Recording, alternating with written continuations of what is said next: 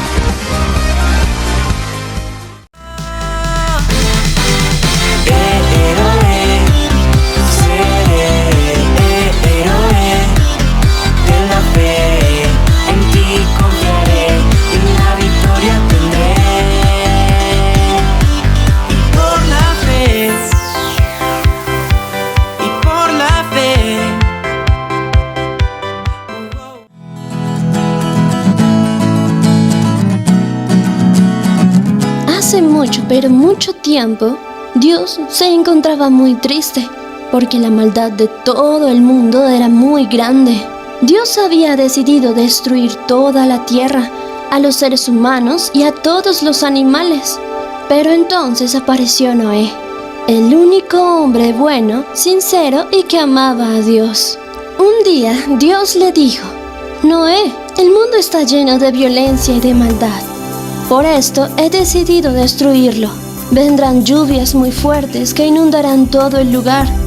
Pero tú debes construir un arca de madera para salvar a tu familia y a los animales que hay en la tierra. Debes entrar tú, tu esposa y tus hijos. Además, debes tomar una pareja de cada especie animal para que vivan durante el diluvio. No olvides llevar suficiente comida para todos. Entonces Noé, sin hacer preguntas, le dijo a Dios: así lo haré. Y se puso a trabajar de inmediato en la construcción del arca exactamente como Dios le había dicho. Los amigos de Noé se empezaron a burlar, pues decían que estaba loco por hacer un barco gigante en medio del desierto, sabiendo que nunca iba a llover tan fuerte como para inundar la tierra. A pesar de esto, Noé terminó de construir el arca y Dios le dijo: se acabó el tiempo y pronto empezará a llover. Entra ahora al arca. Noé obedeció como siempre lo hacía, y entrando todos al arca se cerró la puerta. Pasaron muchos días en los que la lluvia nunca dejó de caer, y poco a poco la tierra se volvió un gran océano sin ningún lugar donde poder caminar. Tengo la fuerza de Sansón y el valor de Gedeón y el corazón de David y el espíritu de Dios.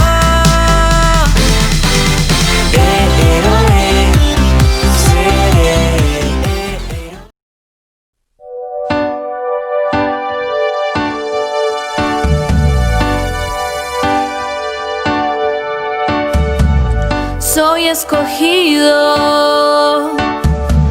para la conquista. Jesús ha vencido, dio su vida en la cruz. Soy un soldado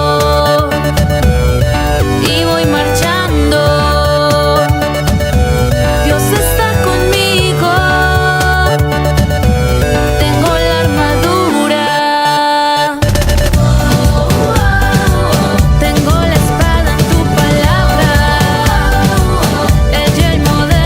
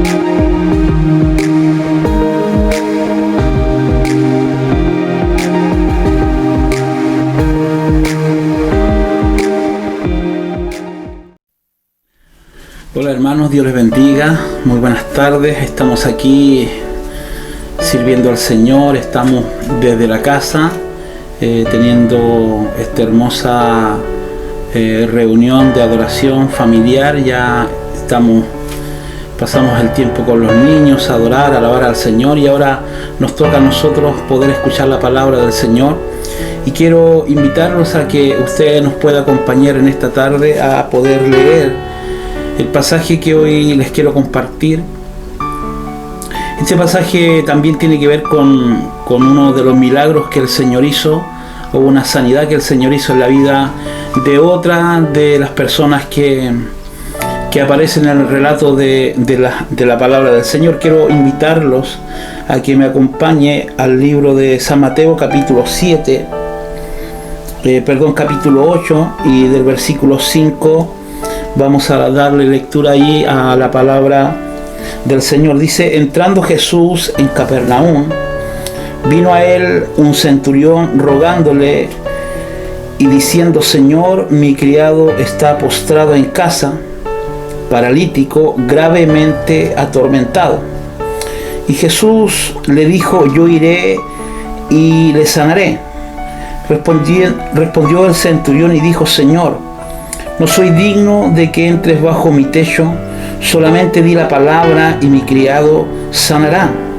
Porque también yo soy hombre bajo autoridad y tengo bajo mis órdenes soldados, y digo a este: ve y va, y al otro: ven y viene, y a mi siervo haz esto, y lo hace. Al oír Jesús se maravilló y dijo a los que le seguían: de cierto os digo que ni aún en Israel he hallado tanta fe. Que aún en Israel no he hallado tanta fe. Vamos a orar al Señor, vamos a pedir que Él nos pueda dirigir en esta tarde para compartir esta hermosa palabra. Señor, estamos en tu presencia en esta tarde, queremos honrarte a ti, queremos darte gracias por tu fidelidad, gracias por tu amor, gracias por tu ayuda, amado Señor, por todas las cosas que has hecho durante la semana, por el bien que viene de ti, Señor, el bien de Jehová, el pan, el vino y el aceite, Señor. También, Señor, te damos gracias por todos los favores que tú has hecho a favor de nosotros, a favor de nuestra familia, de nuestra iglesia, de nuestra ciudad. Queremos honrarte con todo nuestro corazón y queremos darte gracias, amado Señor, en esta tarde por tu fidelidad, Señor, porque podemos estar en tu presencia, hemos podido adorarte, alabarte, Señor, y eso para nosotros es muy, pero muy importante. Por eso, Señor, te adoramos, te alabamos y te damos a ti toda la gloria y toda la honra en esta tarde, amado Señor, en el nombre de Jesús. Amén y amén.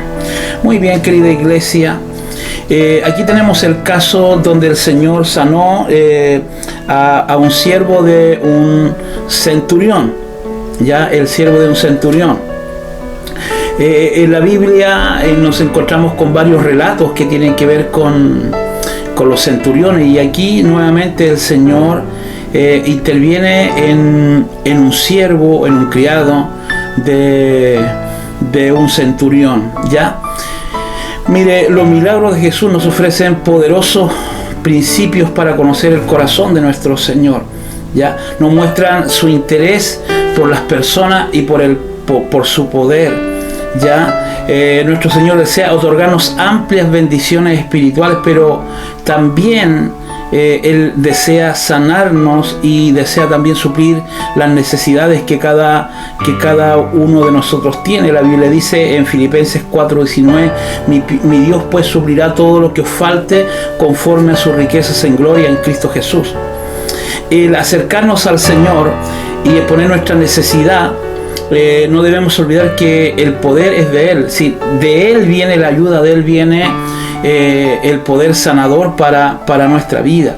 Entonces, y lo que el Señor quiere es que nosotros podamos invitarlo a Él a ser parte de aquellas situaciones adversas que podamos estar viviendo. La autoridad de nuestro Señor sobre la enfermedad, la facultad que Él tiene con total propiedad para realizar milagros de todo tipo y de toda índole, ¿ya? Él tiene el poder, Él tiene el control y Él tiene misericordia para poder tocar la vida de las personas. Y aquí nos encontramos con este relato de un centurión, un centurión con una vida que conoce principios de fe, principios de autoridad. Ya, ahora dentro del ejército romano estaban los centuriones, ya, que eran la columna vertebral del imperio romano, ya, era el poder militar que tenía el imperio, y podemos imaginarnos que un centurión era bien considerado también en su tiempo por las autoridades, por cuanto eran considerados de una manera importante en el pueblo. ¿Ya? Y la Biblia nos habla muchas oportunidades de algunos centuriones y siempre se nos muestra a hombres nobles, no siempre los tiranos o aquella gente que uno ve en las películas que eran gente dura, ¿ya? En este caso no era así tampoco. Lo mismo pasó con Cornelio, que era otro centurión, ¿ya? Estos hombres o estos que estaban encargados de cierta cantidad de soldados, de 100 soldados, ¿ya? Y reunían a 6.000 hombres. Como todo ciudadano noble tenía servidumbre. Este era un hombre acomodado, porque era un centurión, lo más probable que tenía un buen sueldo, tenía una buena posición económica. Y él habla acerca de que tenía un esclavo, ya, que estaba pero muy enfermo. La Biblia dice que estaba siendo atormentado. Ahora, es llamativa la preocupación del centurión. ¿Por qué razón? Porque los esclavos no eran tan bien mirados en los tiempos de los que estamos hablando, de los tiempos del Señor. ¿Ya? Mire, hay unos dichos de pensadores no cristianos. Aristóteles, usted ha escuchado de él. Él decía: un esclavo es una herramienta dotada de vida, así como una herramienta es un esclavo sin vida. Ese era el pensamiento que tenía Aristóteles, ¿ya? Gallo, que era un legislador romano, él pensaba de la siguiente manera. Dice: hemos de saber que es aceptado universalmente que el amo tiene poder de vida y de muerte sobre su esclavo. Ese era el pensamiento de Gallo, un legislador de los tiempos de Roma, ¿ya? Hay un tercer pensador que es Carron, ¿ya? Experto en agricultura. Y este hombre aconsejaba y decía: todo lo que el amo haga con su esclavo es juicio y justicia y ley. Son los pensamientos que rondaban en épocas antiguas, en épocas pasadas. Y la verdad que el esclavo era considerado sencillamente un trabajador, un hombre sin derecho, un hombre que si se le podía matar, se le mataba. Era muy terrible la situación de este tipo de personas, de los esclavos, ¿ya? Ahora bien, había algo distinto, ¿ya? Había algo distinto en este centurión, porque la Biblia nos enseña o nos muestra que este centurión estaba muy preocupado. Jesús recibe al centurión y dice la Biblia que se dispone a ir hasta su casa para sanarlo, ¿ya? Y aquí en esta ocasión hay dos cosas que me gustaría que pudiéramos tocar. La primera, la inmediata disposición a conocer lo que le pedía el centurión. Fíjese que el centurión fue al Señor. Nuevamente creemos que el centurión que estaba en Ciudad de Roma había escuchado, se había enterado de todo lo que Jesús había hecho o de lo que Jesús estaba haciendo en la misma época de él. Entonces tiene que haber llegado a los oídos del Señor, a los oídos del centurión, todo lo que el Señor venía haciendo a través de los días, ¿ya? Entonces y el Señor atiende a este hombre inmediatamente, su inmediata disposición a conceder al centurión lo que le pedía. Si el Señor dijo: yo voy a ir a tu casa y voy a sanar a tu criado, o voy a sanar a tu esclavo, ¿ya? O voy a sanar a tu sirviente. Y esto es así porque el centurión no pedía para él, sino que intercedía por alguien inferior a quien sin duda él amaba o le tenía aprecio o le tenía en alta estima, su criado. Ahora, en este mismo hecho hay una reacción de Jesús inmediata para aquellos que tienen una necesidad. Y eso es lo que nosotros tenemos que rescatar siempre que la Biblia habla acerca de los milagros del Señor Jesús. La semana pasada yo hablaba acerca de la mujer que tenía un azote, ese flujo de sangre, que constantemente a esta mujer la tenía destrozada, la tenía casi hecha pedazo emocional, físicamente y espiritualmente. Entonces, cuando esta mujer toca el manto del Señor, el Señor sabe inmediatamente que sale poder de Él. Pero sale poder, pero también Él sabe que hay alguien que está necesitando algo. El Señor también sabe que hay alguien que está necesitando un toque de Él, porque Él conoce la necesidad de cada persona.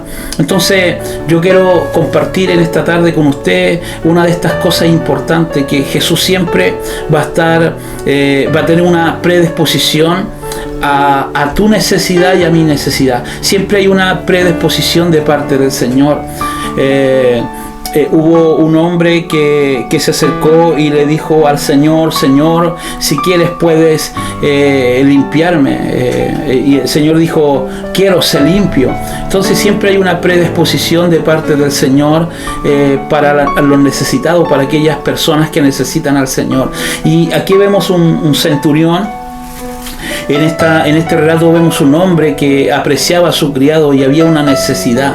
Lo más probable es que Jesús conoció el corazón de este centurión y sin duda él quiso ir en ayuda de esta persona. Lo segundo que vemos también aquí, en segundo lugar, que Jesús se apresura a ir hasta la casa del romano, pese a que para un judío era impuro entrar en la casa de un gentil. Usted sabe que los judíos con los gentiles no se tocaban, no se pasaban.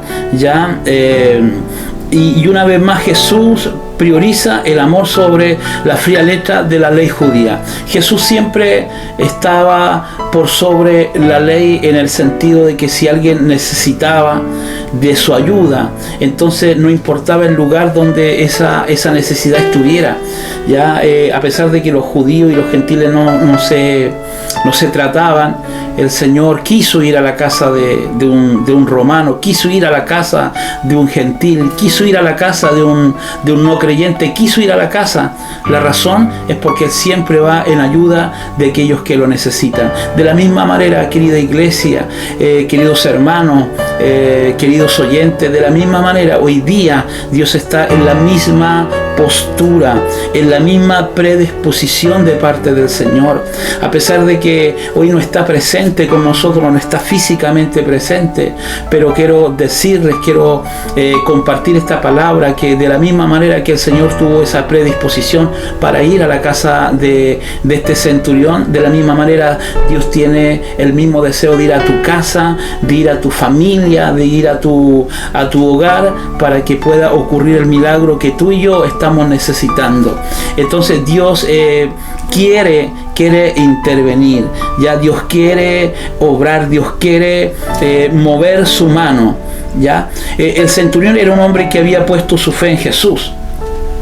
Él había escuchado, habíamos dicho eso. Fíjese que aquí hay otra enseñanza también muy importante, de que cuando alguien habla acerca de Jesús, entonces hay muchas otras personas que se interesan, hay muchas otras personas que saben que Jesús obra, que saben que Jesús hace milagros. Hay muchas familias, hay muchos hogares, hay muchas personas a nivel local, que es en nuestra ciudad, pero también a nivel nacional, a nivel internacional. Hay mucha gente que necesita conocer al Señor Jesús.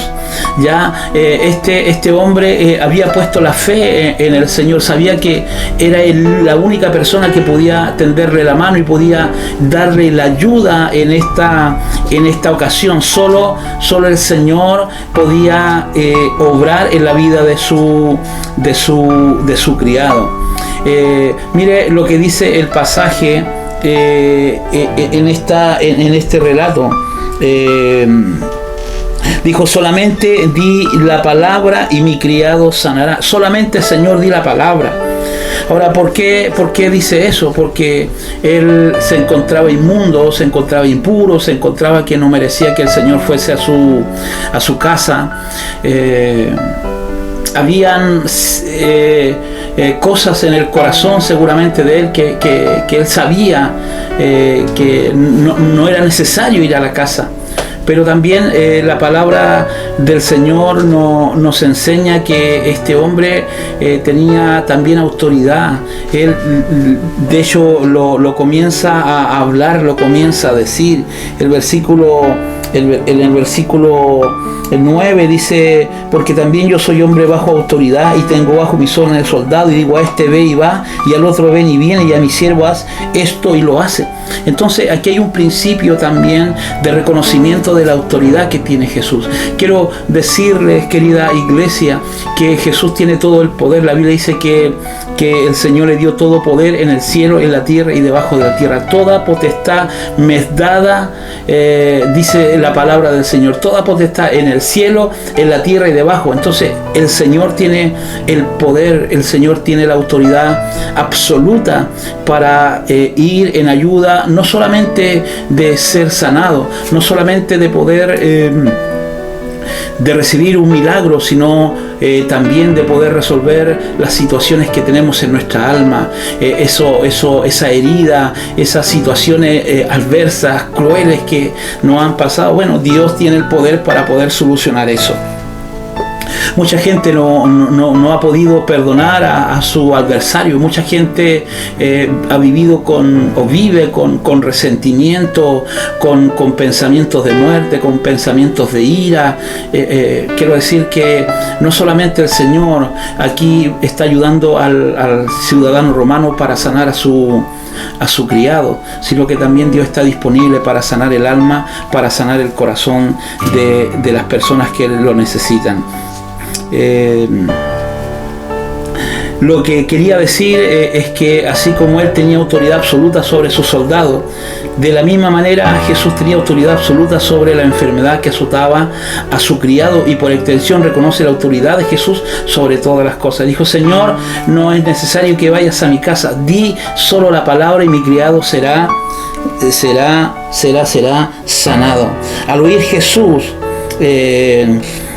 se maravilló y dijo a los que de cierto digo que ni aun en Israel he hallado tanta fe. Aquí hay otra característica de este centurión, cual es que el Señor está hablando de que él estaba entendiendo el principio de autoridad, pero él también estaba entendiendo el tema de la fe. ¿Ya? La Biblia dice que Dios llama las cosas que no son como si fuesen. Dios llama la sanidad como algo ya hecho, como algo ya que está realizado. El Señor no va para sanar, sino que el Señor sanó. Entonces, hay cosas tremendas en este pasaje, pero el Señor se maravilla del centurión, y eso es interesante, que el Señor, no estamos hablando de un discípulo, no estamos hablando de un profeta, no estamos hablando de un seguidor, estamos hablando de que Jesús se maravilla de la fe de este centurión. La verdad es que Jesús quedó anonadado, ¿ya? Jesús se maravilló de la fe tan grande y dejó a los judíos boca abiertos, ¿ya? La fe de este hombre era una fe poderosa, era una fe gigantesca. Leía un comentarista que decía, que hablaba acerca de esto, y decía que distinta sería nuestra vida si tuviésemos fe como la que tenía este centurión, porque él no tenía un problema de que Jesús dijera la palabra. Él no estaba razonando a Jesús, sino lo que estaba haciendo es que él estaba creyendo ciegamente que solamente que él dijera la palabra, su criado iba a ser sano. Entonces hay algo potente, hay algo significativo en la vida de este centurión. Hoy en día nosotros necesitamos tener la fe del centurión. Jesús se maravilló, vio que la fe del centurión era gigante, pero también le enseñó a su discípulo, y yo lo he enseñado en otras veces. Jesús le enseña a su discípulo, y si tú dices fe como un grano de mostaza, es decir, el grano de mostaza es una semilla muy pequeña, no sé si la más pequeña, pero es una pequeña, y dice que si tuviésemos fe como un grano de mostaza, le diríamos al monte échate al mar, y el monte se iría. Entonces lo que Dios también nos está enseñando de la importancia de la fe, ¿ya? De la importancia de que podamos conocer la autoridad que tiene Jesús.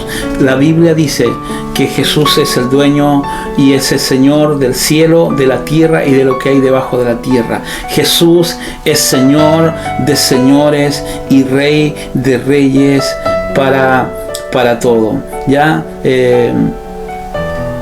Es potente, es poderoso lo que estamos aprendiendo en esta tarde acerca del centurión. Debieran existir más centuriones en nuestros días, es decir, gente con más fe, gente con más que entienda el tema de la autoridad, ¿ya?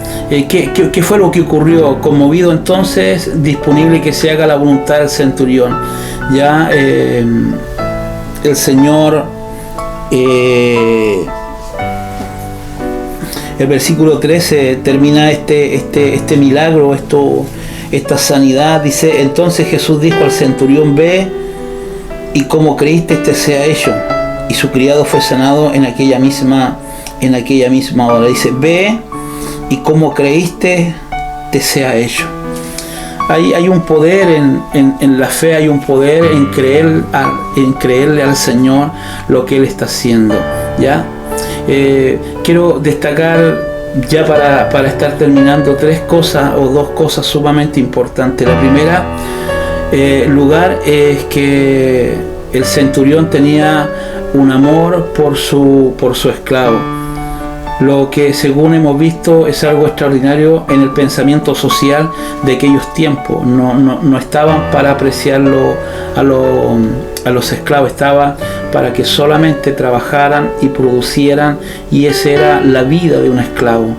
Ya, sin duda que esta notable capacidad de amar le acerca al ideal que Jesús propone para el hombre. El Señor conocía el corazón del centurión, ¿ya? La Biblia dice que debemos amar a Dios y amar a nuestro prójimo como a ti mismo. Ese es el primer y gran mandamiento: amarás al Señor tu Dios con todo tu corazón, con toda tu alma, con toda tu mente, y a tu prójimo como a ti mismo.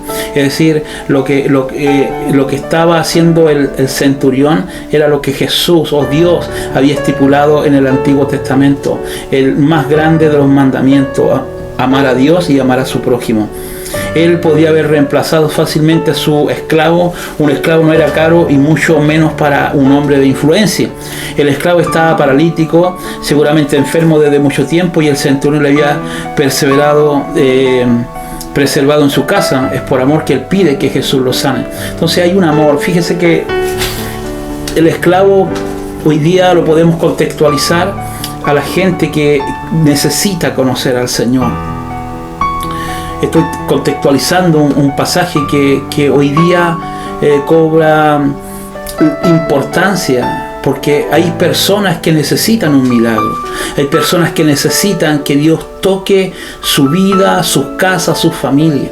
Hay hombres que viven en soledad, que viven una tristeza, una agonía. Por fuera se le ven bien, pero por dentro están destrozados porque le sucedieron situaciones, vivieron experiencias. Estoy hablando de los hombres, pero ¿sabe cuántas mujeres hoy en día están sobreviviendo solas porque tuvieron un desánimo o tuvieron un percance con sus esposos, con sus parejas, y están destrozadas, están destruidas, ¿sabe? Y eso también es que hay gente que necesita de una sanidad, no del cuerpo, de una sanidad del alma. Entonces es interesante, y aquí es donde aparece la iglesia, aquí es donde aparece el pueblo de Dios, aquí es donde aparecemos los cristianos, en ir en ayuda para decirle a aquellos que no conocen a Jesús: mira, en Jesús está la respuesta, en Jesús está la ayuda, en Jesús está la bendición, en Jesús está el que seamos salvos, el que seamos rescatados. Lo segundo que rescatamos del centurión es que la notable fe del centurión que sorprende aún hasta Jesús, ¿ya? Este era un hombre noble, se une al amor al prójimo y una fe sin reparos en el poder del Señor. Fíjese, aquí hay una combinación notable y poderosa, ya cual amar al prójimo extraordinario, pero lo segundo es que está acompañado de una fe absoluta, en una fe ciega, en una fe extraordinaria. Entonces, ¿cómo el Señor no iba a actuar? ¿Cómo el Señor no iba a moverse? Si tú y yo amamos a la gente, si tú y yo amamos al prójimo, porque el prójimo es el que está a tu lado, el prójimo es el que es tu vecino, el prójimo es el necesitado, el prójimo es aquel que no tiene que comer, el prójimo es aquel que tú ves en la calle y que está teniendo una vida completamente distinta. Ahora, aquí también tenemos enseñanzas acerca del Señor, no solamente porque el Señor sanó al criado. De Jesús como maestro aprendemos que no habrá privilegio en los cielos, sino para aquellos que sean capaces de amar y creer como lo hizo el centurión romano. Donde hay una fe, el Señor aparece. La Biblia dice que sin fe es imposible agradar a Dios. Entonces, donde hay fe, Dios va a aparecer. Donde hay fe, Dios va a intervenir. Donde hay una creencia, donde hay una confianza en el Señor, Dios va a aparecer, Dios va a intervenir. Lo hizo en este caso. Jesús aprovecha esta oportunidad para dejar expreso que nadie se salvará por su ciudadanía ni por otra cosa que no sea la fe verdadera en el Hijo de Dios. La Biblia dice que la salvación no es por obra, sino es por gracia, por medio de la fe en la persona de Jesucristo.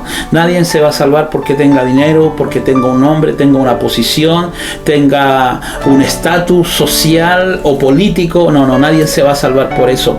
El Señor establece en su palabra que la salvación es por fe y es un don de Dios, para que nadie se gloríe para decir no, es porque yo tengo, por eso soy salvo.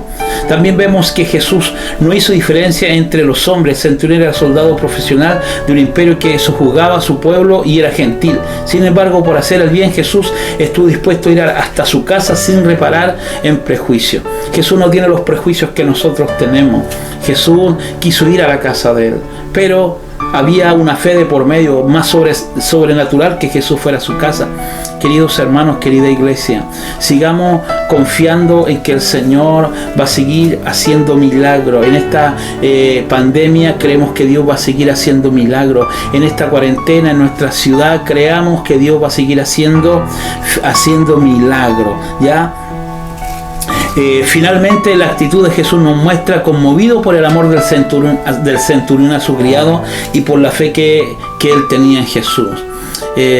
¿Por qué lo hacemos notar, o por qué el Señor hace y explica o deja este pasaje en este libro de Mateo?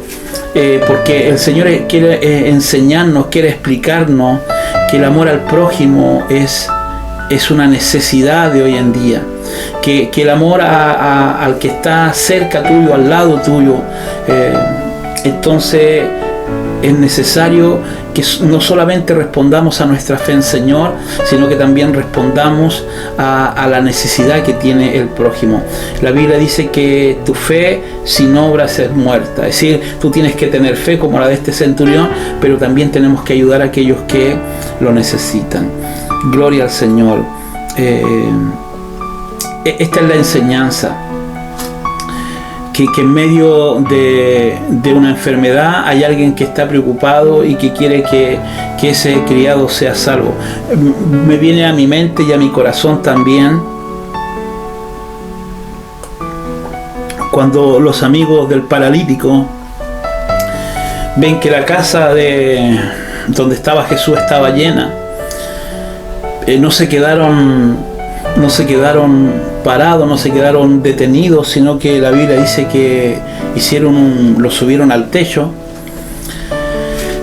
con la dificultad de subir a un hombre que está en su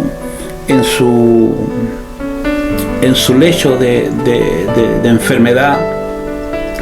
Subirlo a un techo, a un segundo piso, abrir una puerta y bajar a un paralítico a través de cuerda o de manta, Entonces Jesús también se admira de la fe de los amigos del paralítico y le dice: levántate, toma tu lecho y anda. Es decir, ahí veíamos cómo estas personas tuvieron un amor hacia el prójimo, de ver a un amigo, a un conocido,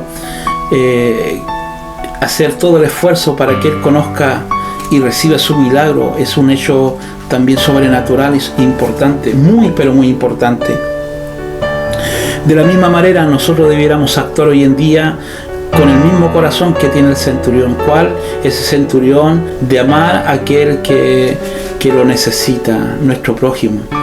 Pero no tenemos que dejar de amar a Dios, porque a Dios tenemos que amarle con todo el corazón, pero también tenemos que amar a nuestro prójimo. Bien, la fe del centurión,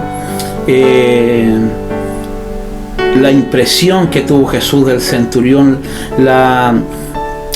lo que dejó marcado en el corazón de Jesús y lo publicó y dijo, quiero leerlo textualmente en este pasaje, dice: al oír Jesús se maravilló de la fe de él.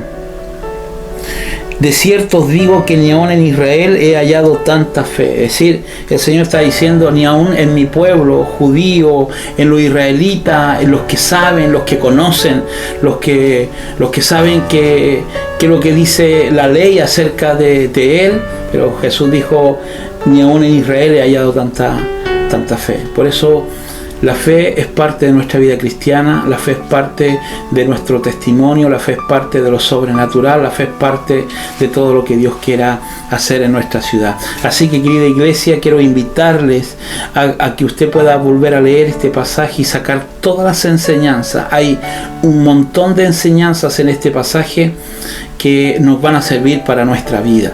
Yo solamente rescaté dos de ellas. La primera es el amor que tuvo el centurión hacia su prójimo o hacia su criado, y lo segundo es la fe que este centurión tenía puesta en Jesús. Y de Jesús aprendíamos cómo inmediatamente Jesús acude a la necesidad de aquel que necesita la ayuda.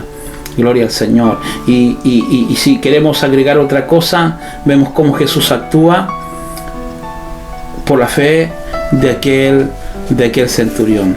Hermanos, Dios les bendiga. Quiero orar, quiero soltar esta palabra. Muchas gracias por estar con nosotros.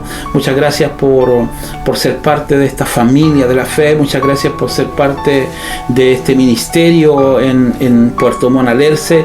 Muchas gracias por conectarse, por ser parte de nuestra reunión online. Así que Dios les bendiga, y quiero soltar esta palabra para que usted sea bendecido. Padre, oro por esta enseñanza que tú me has dado en este día, Señor, para compartir con la iglesia, con los hermanos, con los oyentes, con los que van a escuchar esta palabra, Señor.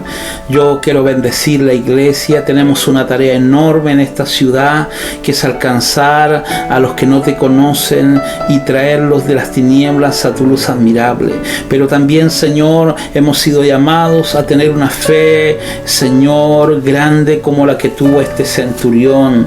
Jesús quedó maravillado de la fe de ellos. Entonces, ayúdanos no solamente a amar y predicar tu palabra, Señor, sino enséñanos a tener fe, y una fe, Señor, firme, una fe que tenga convicciones, Señor, para seguir adelante en medio de la adversidad, en medio del problema, en medio de las situaciones adversas. Padre, te honro, te doy gloria en esta tarde y te doy gracias porque podemos, Señor, enseñar tu palabra a aquellos que necesitan oír, Señor, la verdad de la Escritura. Por eso te honramos y te damos gracias en el nombre del Padre y del Hijo y del Espíritu Santo. Amén. Todavía nos quedan unos minutos más. Siga con nosotros y queremos invitarle para esta próxima semana. Estamos conectados, la iglesia está 100% conectada. Estamos a través de los grupos de vida. Estamos conectándonos también los días jueves a través de la enseñanza. Con el equipo me reúno los días viernes y los días sábados estamos enseñando a través de nuestra reunión online. en casa para que usted sea bendecido a través de una palabra. Así que, iglesia, muchas gracias, que Dios les bendiga.